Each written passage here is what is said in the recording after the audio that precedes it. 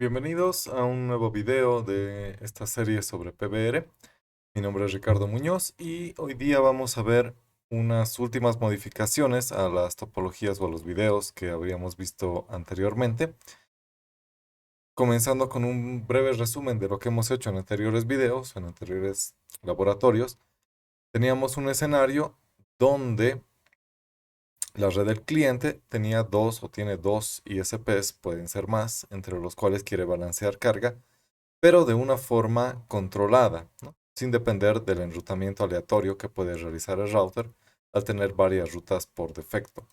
Entonces, lo que hacemos para esto es usar un PBR, un Policy Based Routing, es decir, definimos un roadmap en la interfaz entrante, donde, en este caso, en base a las IPs de origen, decidimos por qué ISP se va a enrutar el tráfico.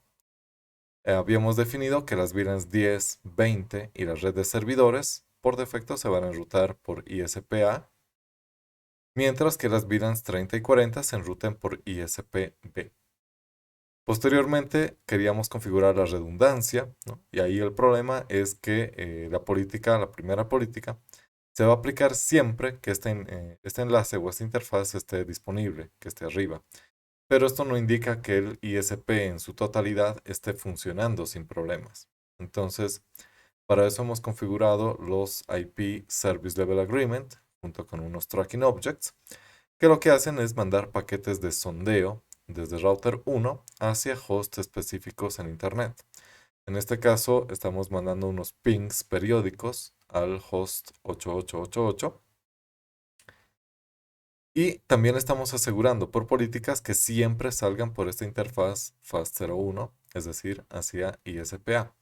De modo que si obtenemos una respuesta en router 1 para estos pings, entonces es porque el ISPA está funcionando. Lo mismo para el ISPB con el 8844 como un servidor de prueba. Hasta aquí va todo bien, pero en un siguiente video decidimos aumentar la funcionalidad de NAT para hacerlo más realista. Y ahí se complicaba la situación porque, si bien funciona el balanceo de carga y funciona la redundancia en cuanto al enrutamiento, ¿qué es lo que ocurre con una configuración tradicional de NAT cuando cae el ISP-A o falla por algún motivo y decidimos conmutar el tráfico hacia ISP-B? Pues la configuración de nateo, al ser clásica, sigue traduciendo los paquetes de estas VLANs a las IPs públicas que tenemos asignadas por ISPA. Entonces, si bien puede que se enruten correctamente hacia el servidor, hacia la dirección destino, el servidor va a responder a la IP de A. Y eso lo va a hacer por aquí, hacia un proveedor que en este momento se supone que está con fallas. Puede ser una caída o puede ser intermitencia, por lo cual los paquetes se pueden perder. Entonces, lo que hicimos inicialmente fue basar también la configuración de NAT en los roadmaps en lugar de hacerlo en Access List. De modo que si el router decidía enrutar el tráfico por la FAST01, entonces el paquete se traducía a la IP pública de esta interfaz.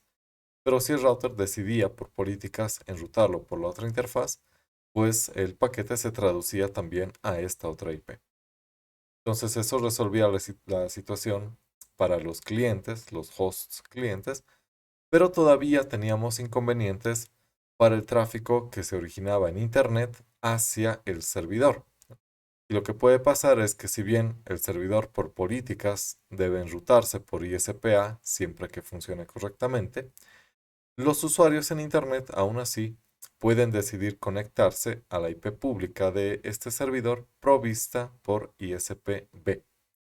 Entonces ellos envían el paquete, llega por el ISP-B, se genera la entrada de NAT en la caché del router y el router ya sabe que esto debe traducirse entre la IP privada del servidor y la IP pública provista por B.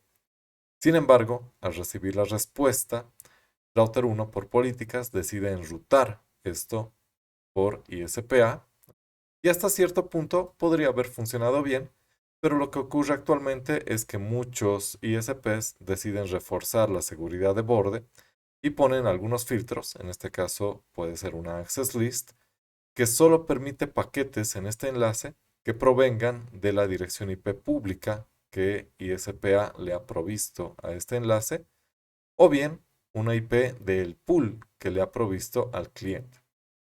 Como la respuesta vendría con la IP traducida de ISPB, entonces el ISPA pensaría que esto es una falsificación, es un paquete spoof, por lo cual lo descartaría. Si bien todo el enrutamiento funciona correctamente, por políticas o por seguridad es el ISP quien comienza a filtrar nuestro tráfico por sospechas de ser ilegítimo. Entonces, lo que hicimos, y esta fue la solución que no gustaba mucho, por hurgar algunos campos que no están pensados para este propósito, como el Type of Service o TOS del encabezado IP, ¿no? Lo que hacíamos era agarrar un roadmap en estas interfaces externas, ¿no? Y comenzar a analizar todo el tráfico recibido, ¿no? Si era un paquete que se debía dirigir hacia el servidor, entonces se lo marcaba y se le ponía un type of service de 11 para que el servidor también responda con un type of service de 11. Entonces, en el roadmap entrante que tenemos en R1, podíamos analizar ese tráfico y si tenía un type of service de 11, pues debía enrutarse por ISP1 o A.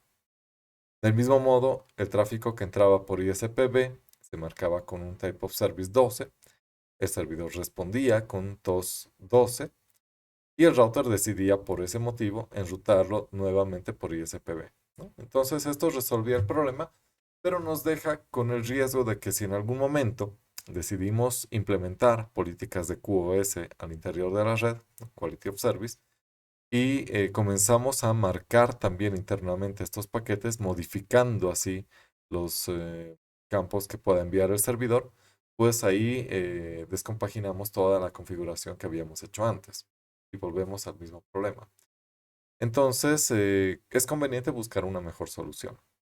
Lo que vamos a hacer ahora es un pequeño cambio a la topología y las configuraciones correspondientes.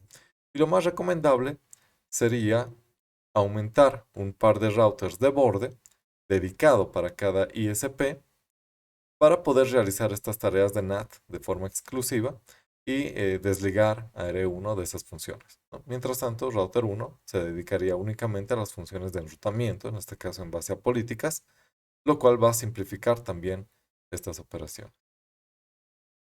Entonces, tengo aquí ya mis routers fundidos, border A, border B.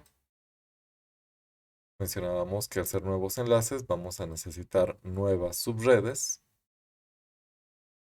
Si he tenido que hacer un pequeño cambio versus las configuraciones anteriores, y es que este enlace entre el switch multicapa y el router R1 solía ser una subred /24, ¿no? Para poder tener estas nuevas subredes la he cambiado por una /30, pero eso es todo.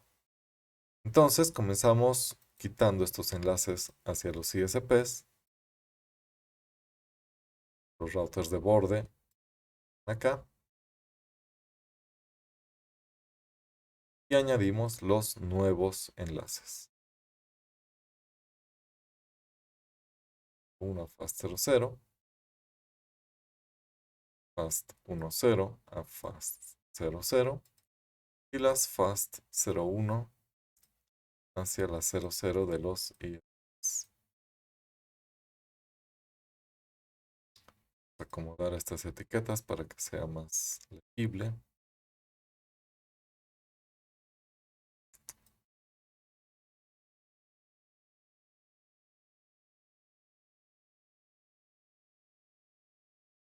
Ok. Y comenzamos a configurar estos distintos routers. Entonces, oh, perdón, falta. Ok, ya está. Entonces tenemos ahí la ventana con las consolas, ¿no? Vemos cómo han ido cayendo los tracking objects a medida que hemos quitado los enlaces. Así que comenzamos revisando la configuración en R1, primero por las interfaces externas. Run, interface, fast01. Vemos que teníamos una IP pública, que la vamos a sobreescribir con la nueva IP privada hacia el router de borde. IP address 192.168.0.6. Esta era la red .4. La segunda IP la vamos a usar para R1 y las primeras para los routers de borde. ¿Ok?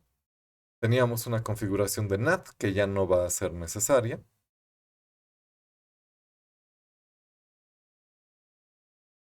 Y un roadmap que tampoco va a ser necesario, era el que se usaba para marcar los paquetes con la etiqueta de calidad de servicio. ¿Sí? Podemos revisar cómo estaba este roadmap configurado. So, roadmap from ESP a RMAP.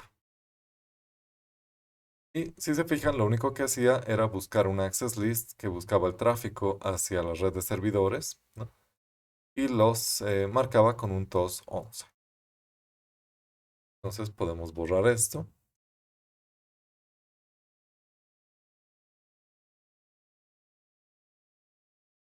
Y podemos borrar también la access list que estábamos usando acá, que ya no va a ser necesario.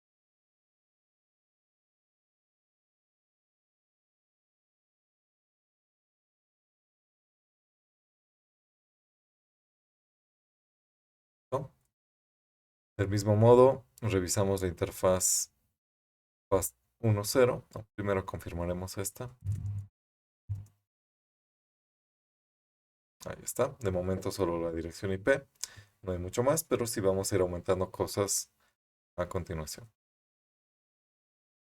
Entonces vamos a la 1.0, la que iba al ISPB, y del mismo modo vamos quitando lo innecesario.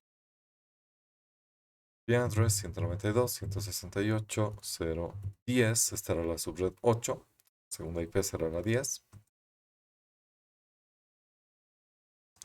No IP, NAT outside. Podemos quitar también este roadmap que era muy similar al anterior que vimos. Lo único que hacía era buscar también el tráfico dirigido hacia los servidores, pero en este caso poner una etiqueta de QoS de Type of Service 12.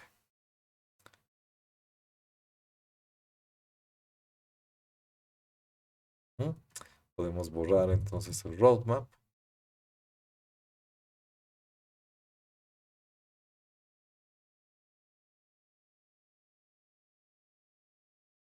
y su access list asociada.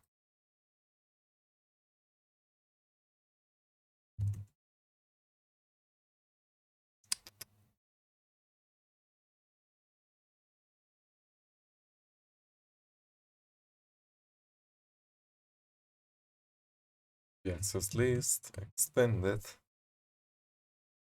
server B ACL. ¿No? Entonces podemos migrar las IPs públicas que teníamos a los routers de borde.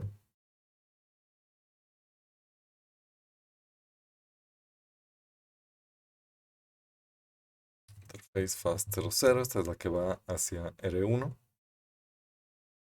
IP address 192.168.0.5, estaba en la subred 4.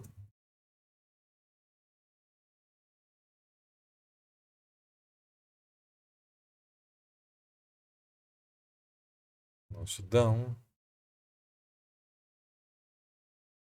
Y la fast 01 es la que va hacia ISPA. IP address 209.165.210 era el enlace y punto 2 era para el router del cliente.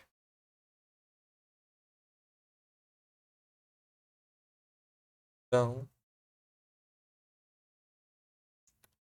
Listo por lo pronto. Ahora, no olvidemos que este nuevo router va a necesitar rutas también.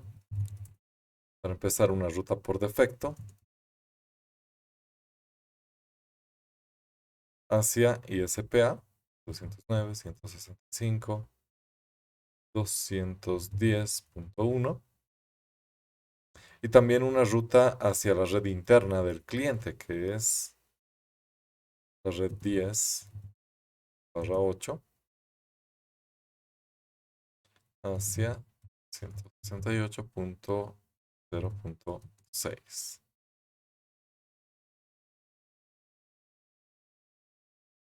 ¿No? Continuamos con border B.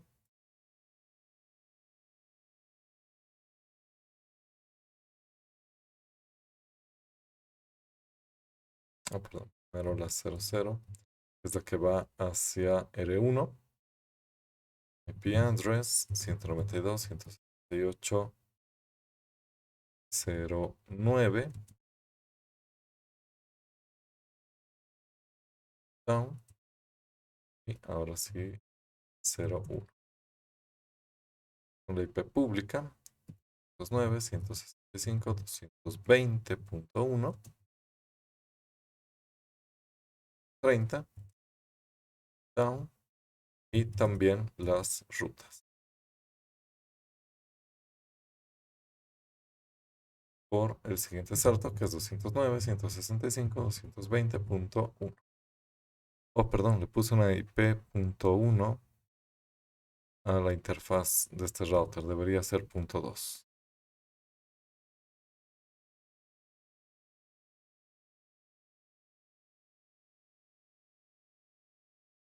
Ahí está.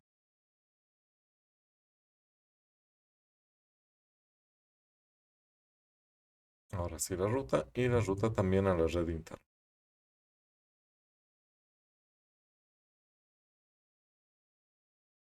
Por 192.168.0.10, que es la otra IP de R1. ¿Ok? Por lo pronto ya estamos. Ahora, ya que aquí estamos agregando o modificando rutas, hay que ver que también en R1 necesitamos hacer algunos cambios. Show IP route. De momento no tenemos rutas por defecto, pese a que sí estaban configuradas. Podemos revisarlas. Tenemos una ruta interna también hacia la red local. Pero revisemos la configuración.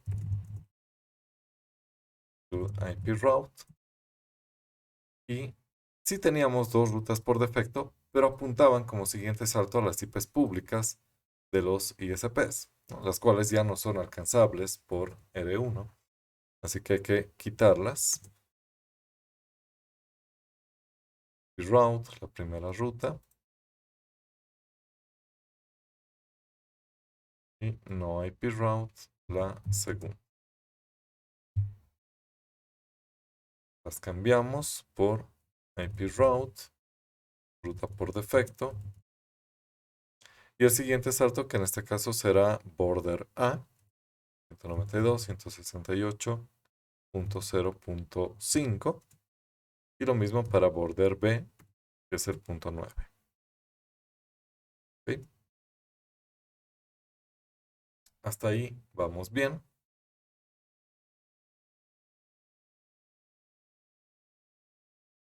Ahora, ¿qué es lo que sigue? Ya hemos reconfigurado las direcciones IP. Hay que recordar que en router 1 también hemos quitado algunas configuraciones de NAT que ahora tienen que pasar a ser propiedad de los routers border A y border B. Entonces, si en router 1 revisamos la configuración que queda de NAT, run, include IP NAT inside. Bueno, vemos que la interfaz local FAST00 todavía sigue con un NAT inside. Lo vamos a quitar enseguida. Pero mientras tanto, recordemos cómo estaba configurado anteriormente. Si teníamos una configuración de NAT para los dispositivos internos, pero ya no estaba basada en access lists, sino más bien en roadmaps, que buscaban si el paquete iba a ser enrutado por la FAST01 o la FAST10. Es decir, primero se fijaban si iba a ser enrutado hacia ISPA o hacia ISPB. Según eso, entonces decidían a cuál de estas interfaces traducir también el paquete, es decir, a cuál de estas direcciones IP públicas iban a traducir el paquete. En este caso, toda la configuración de NAT y el trabajo de NAT lo van a hacer los routers de borde, Por lo tanto, no hace falta revisar mucho al respecto. Podemos volver a usar una configuración clásica de NAT sin más problemas. Entonces, esto debería ser eliminado más adelante, pero vamos a comenzar a configurar los routers de borde. Entonces, hay que recordar que como vamos a retomar un NAT clásico, necesitamos primero las access list que hagan match con el tráfico. Así que será IP access list. Puedo definir una para cada VLAN. Podría hacerlo todo en una sola lista también, pero por ahora prefiero hacerlo de forma más modular. Entonces, VLAN 10 ACL. Oh, tiene que ser estándar. Permit 10.0.1.0.0.255.4.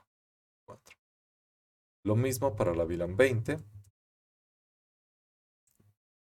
con la subred 2, la VLAN 30 con la subred 3, VLAN 40, red 4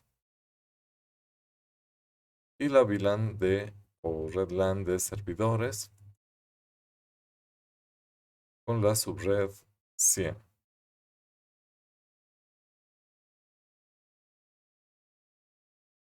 ¿Listo?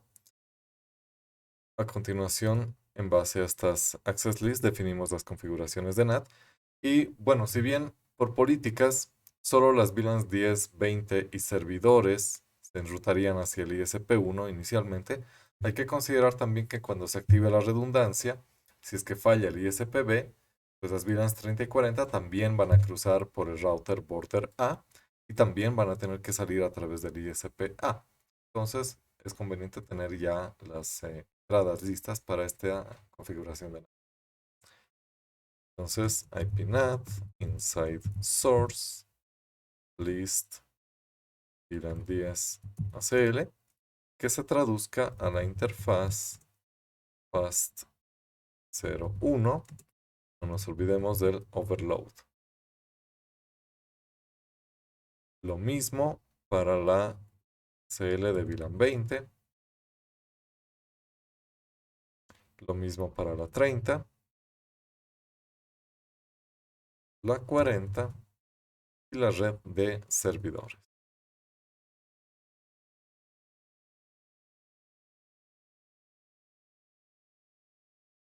También, ya que estamos aquí, podemos retomar la configuración de NAT estático que usábamos para el servidor. Fíjense que en R1 teníamos un NAT estático para el host 100.11 a la IP 211.1 o 221.1 según salga por el ISP-A o por el ISP-B. En este caso, como cada router únicamente se va a encargar del NAT para su ISP, entonces vamos a repartir estas configuraciones, pero también de la forma clásica, sin usar roadmaps ni nada más complicado.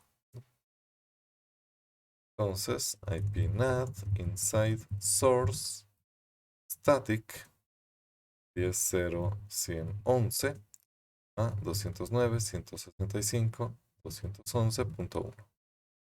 Fíjense que el border A, al ser que va a enrutar tráfico solamente por ISPA, entonces solo necesita preocuparse por esas IPs públicas, ¿sí? No por las otras como ocurría antes. Falta definir también las interfaces inside y outside. Facefast 00, add inside. Poco en aceptar esto.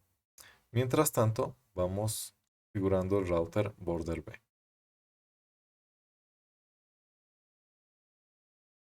De hecho, podemos aprovechar la configuración que acabamos de copiar o de escribir en border A. Inside.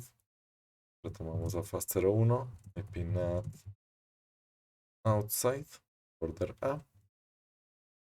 Y revisamos la configuración de access list y de NAT que habíamos establecido. Show run. Section IP access list. Y podemos copiar las access lists de las redes y VLANs tal cual. Vamos a buscar los mismos match en router B, ya sea para las políticas o para la redundancia.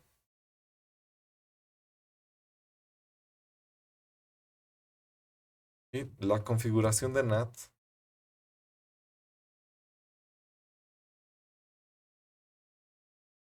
también la podemos copiar de forma textual, por lo menos la de las subredes, ¿no? Todo lo que sea de las redes servidores o VLAN 10 o VLAN 20, 30 o 40 se va a traducir a la interfaz FAST01, pero en este caso de router B, si es que cruza por este router. Ahí estamos. Y sí variaría la configuración de NAT estático, porque en este caso tenemos que usar la IP pública provista por ISP-B, que es la 221.1. ¿Listo? Falta definir también las interfaces. IPNAT inside para 00 y posteriormente IPNAT outside para la fast 01. Esperar a que esto cambie. Ahí estamos.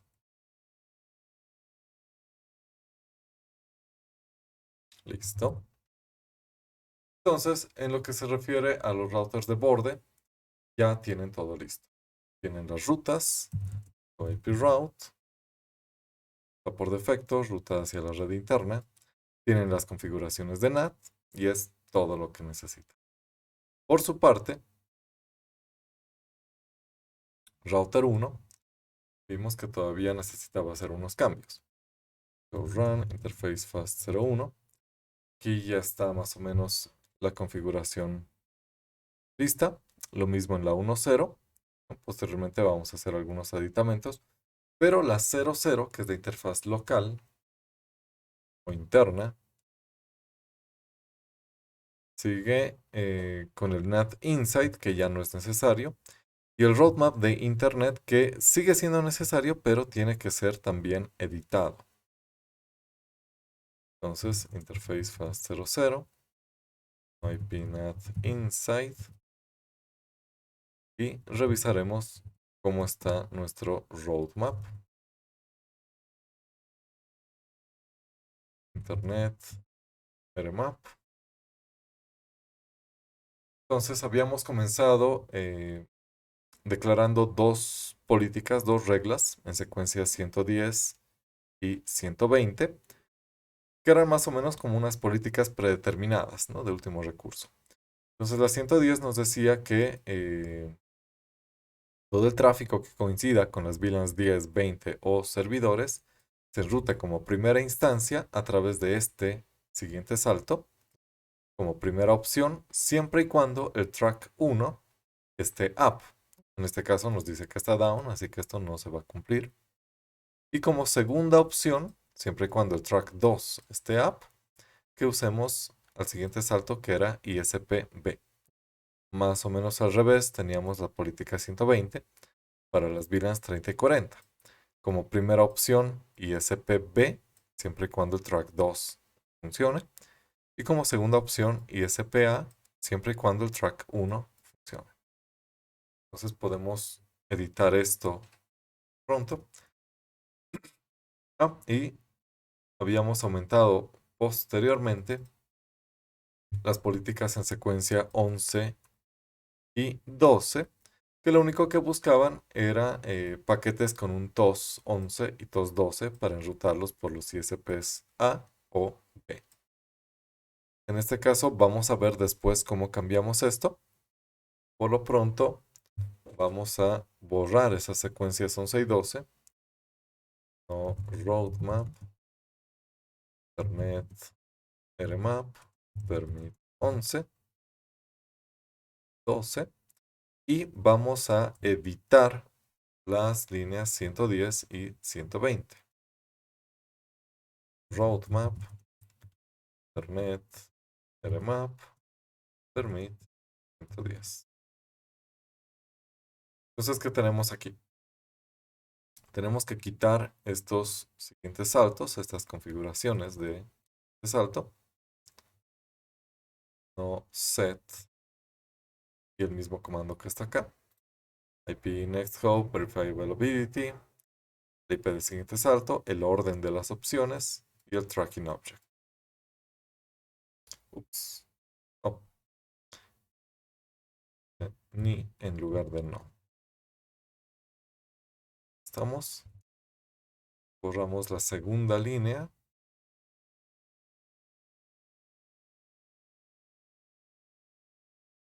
¿Listo?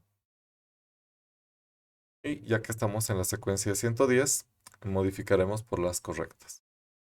Set IP next hope, similar a esta. Verify availability. Pero el siguiente salto va a ser distinto. El objetivo de esta política es enrutar por ISP-A, así que tendremos que enrutar ahora hacia el router border A.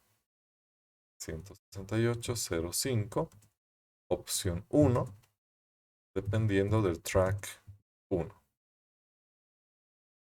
Y lo mismo para enrutar por ISP-B a través de border B como opción 2, dependiendo del track 2. Lo mismo para la secuencia 120.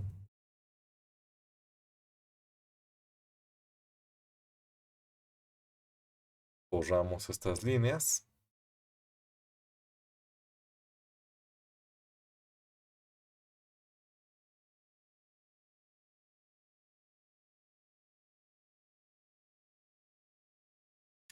No set. No. Y las cambiamos por las correctas. Set IP, next hope, verify availability. Opción 1. Esta política, esta siguiente regla se enfoca en routar primero para ISPB. Así que el siguiente salto será 192.168.0.9, siempre y cuando el track 2 sea el que funcione, ¿no? Este track 2 es el que prueba a ISPB. Ups. Oh, el orden de las opciones es después. Ahí está. Y dependiendo del track 1, como opción 2, vamos a establecer a border A. Podemos revisar. Show roadmap. Net rmap. Ya no tenemos las reglas 11 y 12, sí las 110 y 120. En la 110, primera opción, punto 5. Y en la 120, primera opción, punto 9. Otro detalle importante es cómo se están haciendo los props en R1, es decir, los mensajes de sondeo. Para eso, ya que estos pings que R1 va a generar no entran por ninguna interfaz, no se les puede aplicar un roadmap como lo estamos haciendo ahora. Para eso teníamos un comando do show run include local policy,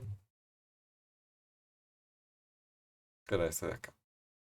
IP local policy roadmap, y usábamos este roadmap de acá, local pbr rmap, que es el que le decía que cuando R1 genere pings para el 8888, que los envíe hacia ISPA, y al 8844 que los envíe hacia ISPB. Entonces podemos verificar esto. Show roadmap local pbr rmap, y vemos algo que también nos puede perjudicar más adelante, y es que estamos usando las IPs públicas de los ISPs como siguientes saltos, ¿no? Los cuales ya no están accesibles para este router. Así que vamos a editar también este roadmap. Local pbr rmap permit 10. Vamos a quitar este siguiente salto y vamos a reconfigurarlo con el border A.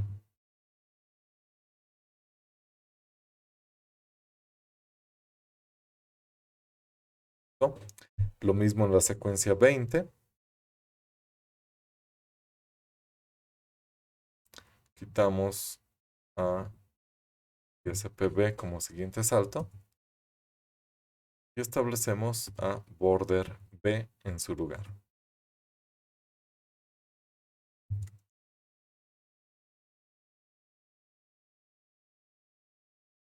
Ahí está. Entonces tráfico al 8888 va por el siguiente salto, punto 5, border A.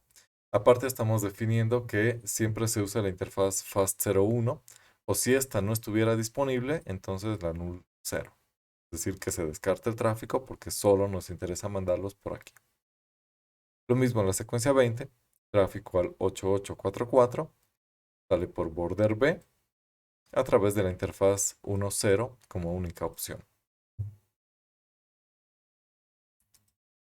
Ok, entonces ya están nuestras rutas, show IP route, rutas por defecto, eh, la ruta hacia la red interna.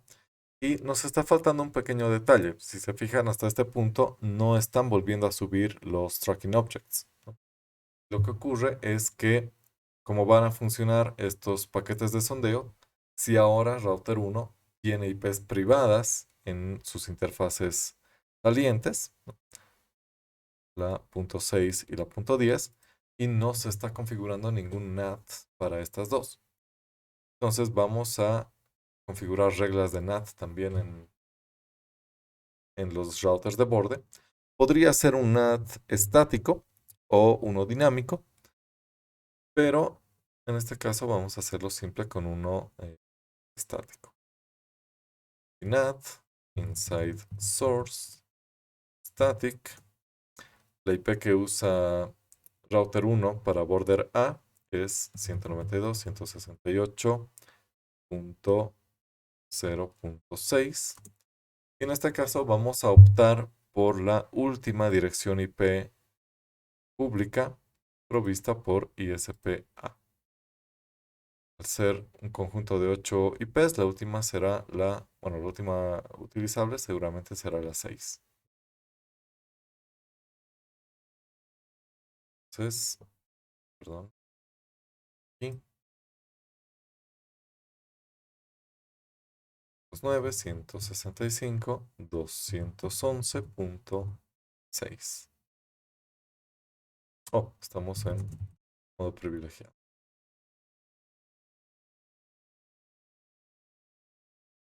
Ok. Lo mismo en router B.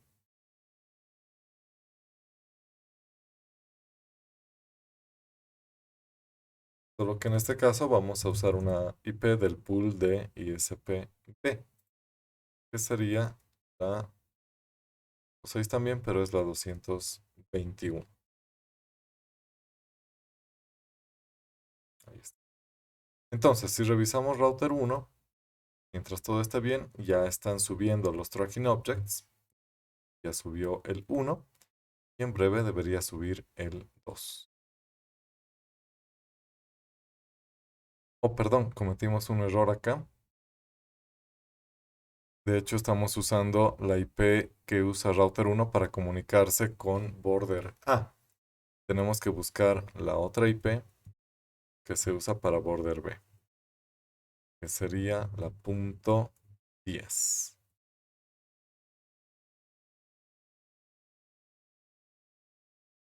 Ahora sí, vamos a R1. Estaba hasta hace rato. Y ya debería estar subiendo el tracking 2. Correcto. Entonces, hasta aquí está bien. Se han restaurado los tracking objects.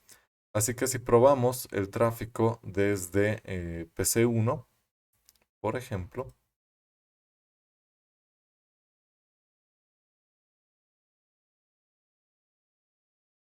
deberíamos ver que por política se enrute siempre a través de border A y posteriormente de ISP-A. Entonces hacemos trace route a 8888. Oh, perdón, en las PCs se usa solamente trace. ¿Está? Y sí, efectivamente pasa por border A, luego ISP-A y así sucesivamente hasta llegar a su destino. Intentamos con el 8844 también, siempre por border A y después por ISP-A. Ahora, teníamos una access list en los ISPs para simular una falla de, de los propios ISPs. Podemos probar esto para ver que se active también la redundancia. Así que vamos a ISP-A.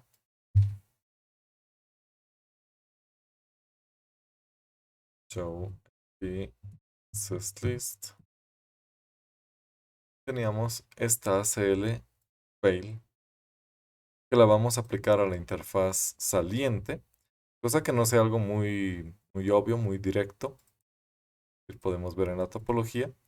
La idea es simular una falla de algún router que no necesariamente sea ISPA o por lo menos que no sea este enlace que se conecta directamente hacia nuestro router. Entonces lo vamos a poner aquí. Vamos a la interfaz 01 y aplicamos la falla de access group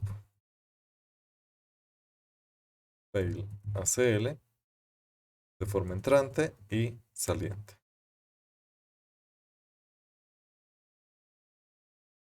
Si vemos router 1,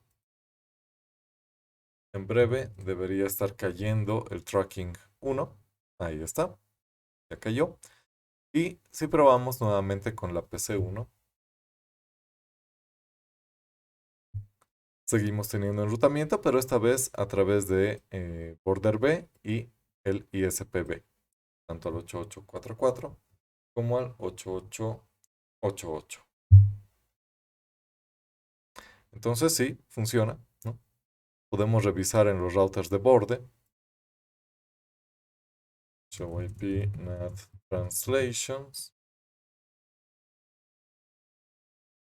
Aquí está la IP de PC1 y efectivamente sí se tradujo a la IP de la interfaz 01, lo mismo que en border B.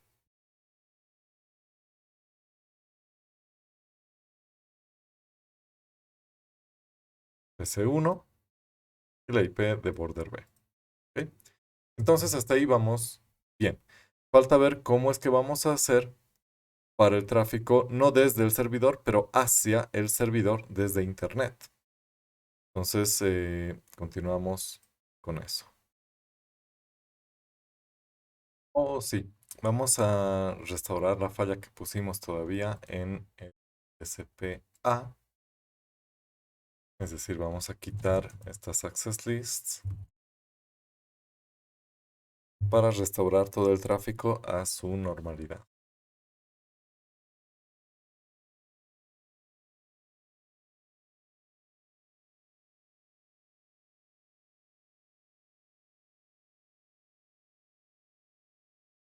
¿No? Deberíamos ver que el tracking object 1 vuelve a recuperar su estado de up.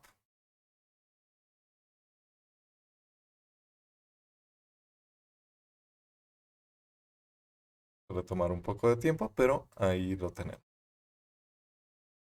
Ahora sí. Oh, perdón, estábamos viendo esto de acá. Simplemente en ISP-A damos las access list de falla que habíamos configurado y el tracking object en R1 volvió a recuperar su estado de app. Entonces, el problema que tenemos con el servidor, recapitulando, es el siguiente. Queremos poder hacer, puede ser un ping o algún otro acceso desde cualquier host en Internet, según el servicio que se ofrezca. por cualquiera de los ISPs, ¿no? Obviamente los hosts no saben que aquí hay un ISP-A, que aquí hay un ISP-B, simplemente pueden acceder a distintas direcciones IP que estén asociadas con esta IP privada. Entonces, por defecto, este servidor 1 está siendo enrutado por el ISP-A. Entonces, en este punto, si nosotros intentamos conectarnos a la IP pública de ISP-A para este servidor, esto debería funcionar. Vamos a usar al host o al servidor X.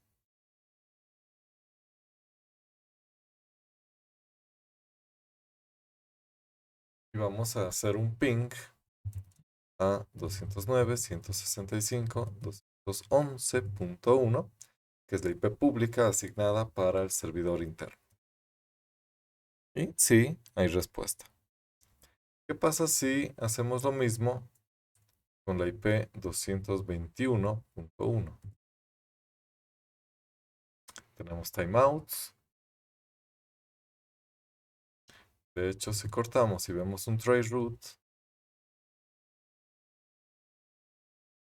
65.221.1, vemos que sí se enruta hasta cierto punto.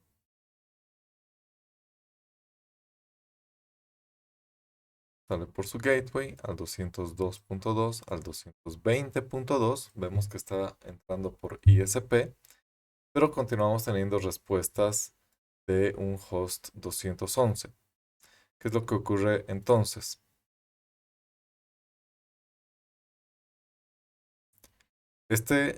Bueno, ahora es un host, no es un servidor.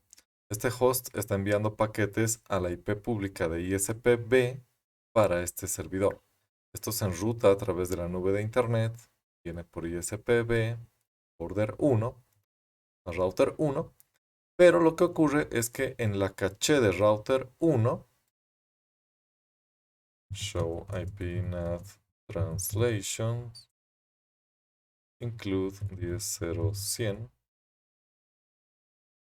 oh, perdón, en router 1 no en border. Oh, sí, error, no estamos viendo todavía las configuraciones de NAT, sino tenemos que considerar que si bien la configuración de NAT es correcta,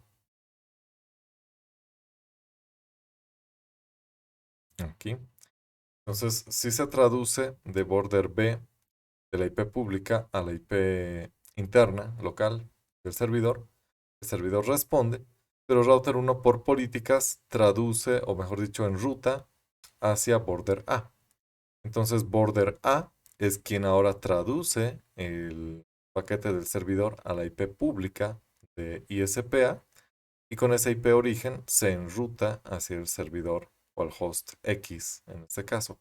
Por eso es que ahora estamos viendo en ese servidor estas respuestas desde el 211.1, que no es lo que esperábamos, pero eso es lo que está ocurriendo. Entonces tenemos que asegurarnos de algún modo, perdón, estamos aquí, esto es lo que estábamos viendo. Se enruta por ISP-B, IPs 202, 220, pero finalmente se tiene una respuesta del 211, que es ISP-A. Entonces, queremos asegurar de algún modo que si el tráfico entra por border B y de ese modo entra a la interfaz FAST10 de router 1, que se devuelva la respuesta también por esta interfaz, por este enlace. Eso es lo que estábamos haciendo antes gracias a las marcas de Type of Service y también las discriminábamos en un roadmap entrante en esta interfaz. Lo que vamos a hacer en esta ocasión es usar unas access lists un poco especiales llamadas reflexivas, ¿no? Reflexive ACLs, que van a cumplir el mismo propósito, pero esta vez de una manera que sí está pensado para eso. Entonces vamos a comenzar con esta configuración en router 1. Acá. Y la idea es similar a la anterior. crear una access list que revise el tráfico dirigido hacia el servidor y en base a esto generar otra access list, pero más o menos como un espejo, ¿no? Como un reflejo del tráfico que entró. Entonces vamos a definir la primera, the access list extended, le vamos a llamar server, red de servidores from ISPA DL.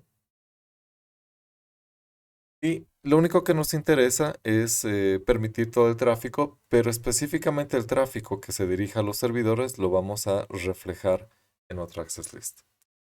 Entonces vamos a tener un permit IP any, cualquier origen, a la red de servidores 10.0.100.0/24 y vamos a usar la opción de reflect.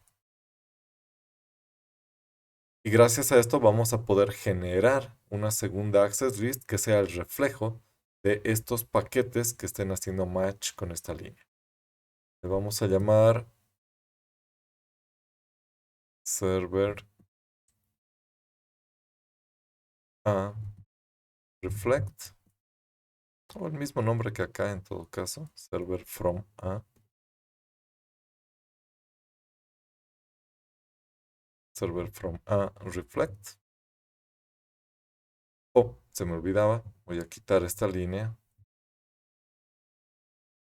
y la voy a volver a poner, pero con una opción adicional. Y es que estos reflejos se van a guardar por un tiempo que tiene que ser limitado, no se podrían quedar indefinidamente porque simplemente irían acumulándose en la memoria del equipo. Pero por defecto se quedan por un lapso de 5 minutos, que en algunos casos puede ser un poco excesivo, ¿no?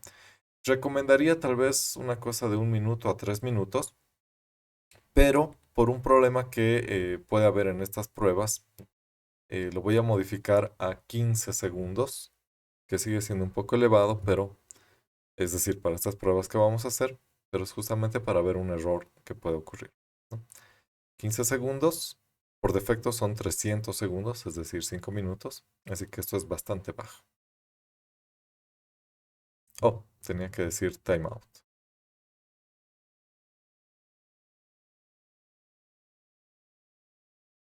Ahí está. Entonces, permit IP any a la red 10.0.100 reflect una nueva access list llamada server from a reflect con un timeout para cada entrada de 15 segundos. Y no nos olvidemos, como esta access list la vamos a asignar a la interfaz saliente de router 1, entonces tiene que permitir también todo el tráfico. No es nuestra intención filtrar nada en esta ocasión. Así que vamos a poner un permit IP any para evitarnos problemas. Del mismo modo, vamos a definir otra access list para para el tráfico que entre por ISP-B. Server from B, CL. La misma regla, permit IP any a la red 10.0.100, pero en esta ocasión que se refleje a otra access list llamada server from B reflect. También un timeout de 15 segundos. Y el permit IP any para evitar problemas. Ok, ya están listas las ACLs. Ahora falta asignarlas a las interfaces en cuestión. Entonces vamos a la interfaz FAST01. Le decimos IP Access Group, server from A ACL, inside. Lo mismo a la 10, la otra access list que es server from B. ¿Listo?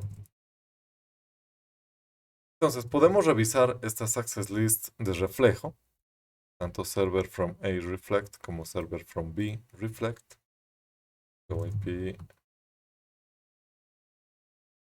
access list.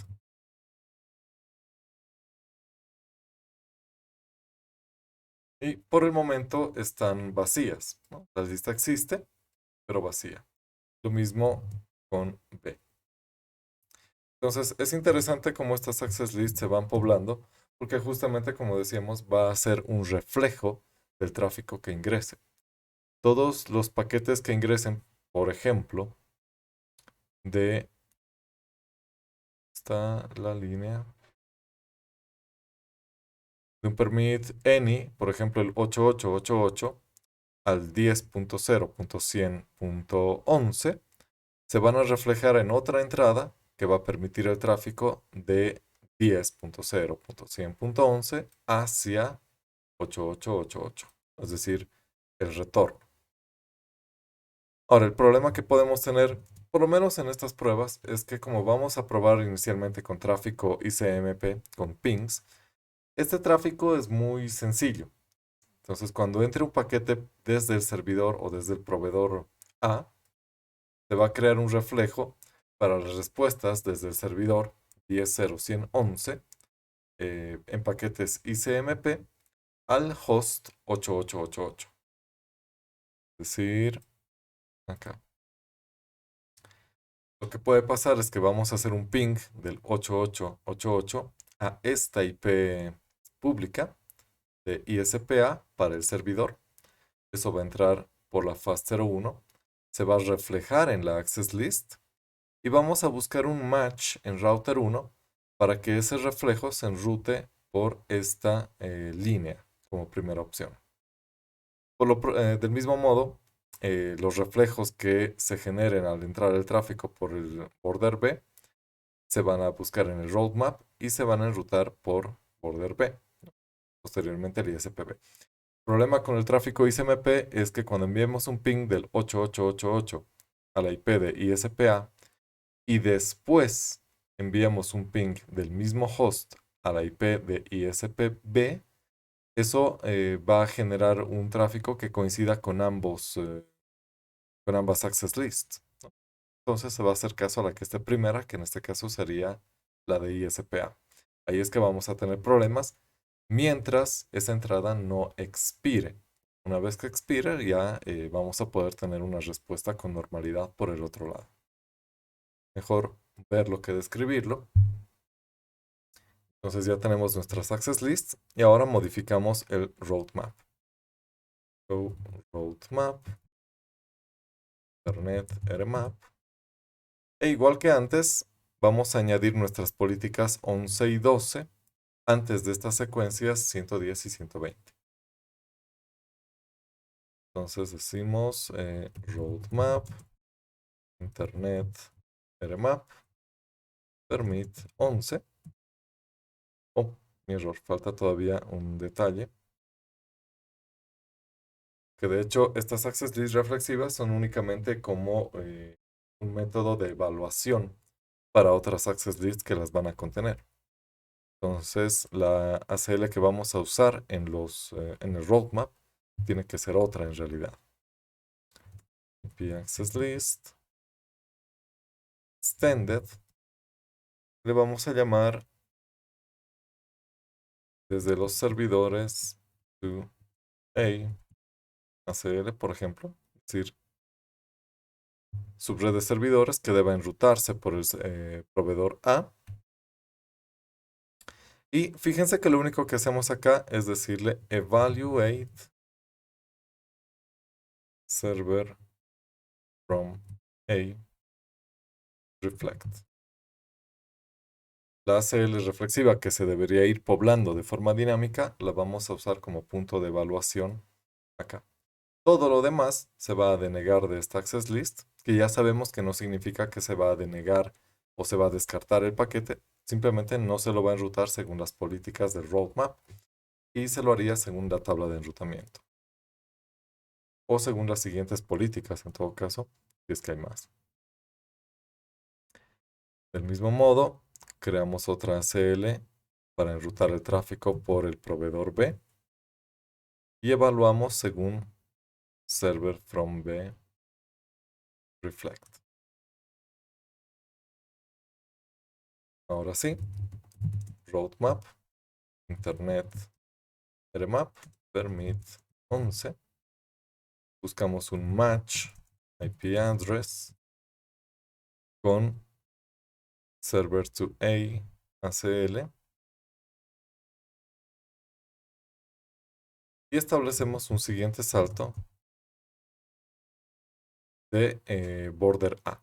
En este caso no necesitamos verificar si es que está disponible o no, porque tomemos en cuenta que esto es para el tráfico que ya entró por el ISPA y por el router de borde A.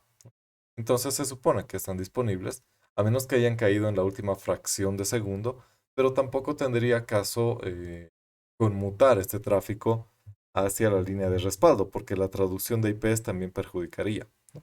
Entonces se espera recibir una respuesta con la IP de ISPA desde ISPA. Set IP next hope, simplemente 192.168.0.5. Lo mismo en la política 12. Buscamos match con server to be y set IP next hope border B. Ok, hacemos la prueba. Ya habíamos hecho antes a la IP pública de A, si hay respuesta, porque por ahí dice la política que se enrute. Pero a la IP pública de B no tenemos respuesta. Intentamos nuevamente a la IP de A. Ups. Ok. Generalmente se pueden perder los primeros por las resoluciones de ARP. Intentamos de nuevo y funciona sin problemas. Pero la prueba de fuego es intentar con la IP de ISP-B.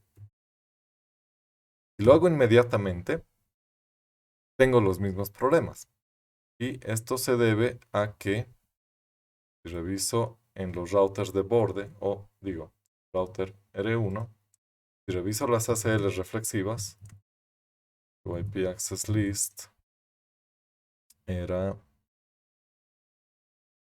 server from A reflect y server from B reflect. Ok, esta ya se borró.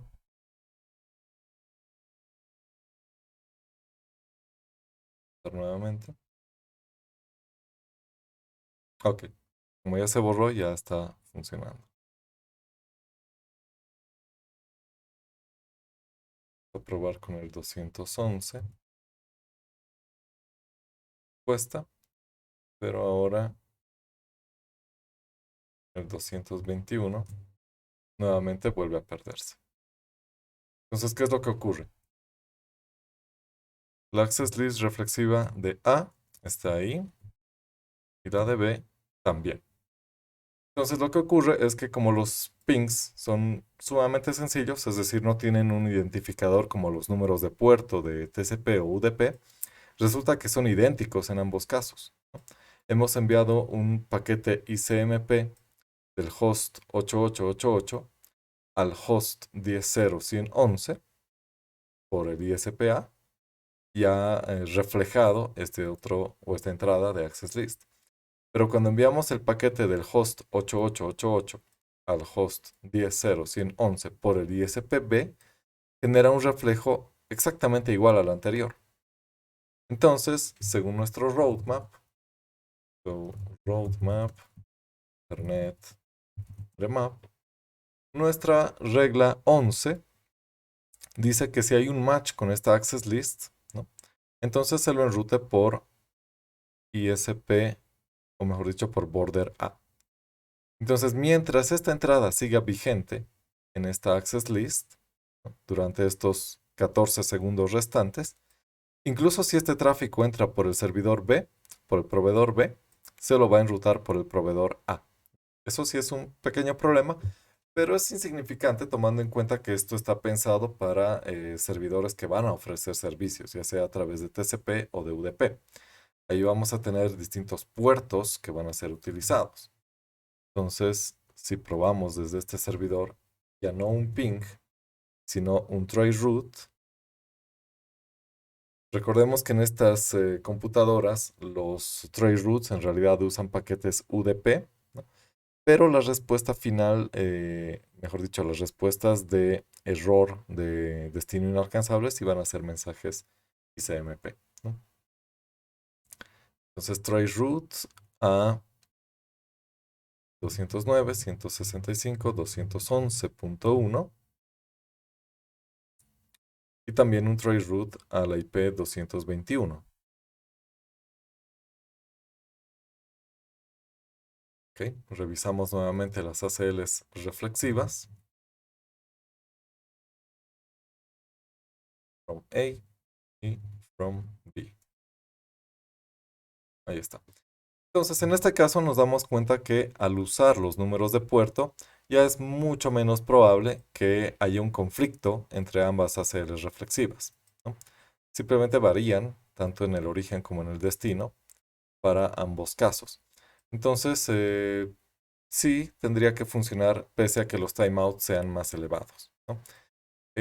Si podríamos o si quisiéramos, en este caso, asegurar que estos pings funcionen casi en todo momento para una u otra IP, podríamos reducirlo a un mínimo de un segundo. Y eso sería el tiempo que deberíamos esperar desde un servidor o desde este host para hacer ping a una y otra IP y que funcione en ambos casos. Pero usar estos delays o estos timeouts muy cortos también puede generar algunos problemas en ocasiones. Es por eso que recomendaba por lo menos un minuto o posiblemente tres para asegurar también un buen funcionamiento en otras aplicaciones. Ok, con eso entonces hemos terminado de cubrir este tema. Ya estaría funcionando todo lo esperado, la topología, con estos dos nuevos routers de borde que hemos agregado. Oh, perdón, no se estaba viendo la ventana de consola. La tenemos ahí. Entonces vemos cómo hemos hecho un trace desde el servidor X a la IP 211.1 e inmediatamente otro trace a la 221.1. Mientras que en router 1 vemos o vimos las ACLs reflexivas que sí tenían sus diferencias en los puertos de UDP que se usaban para estos trace routes, ¿no? De modo que, sí, pese a que lo hagan de forma casi simultánea, debería funcionar sin ningún problema.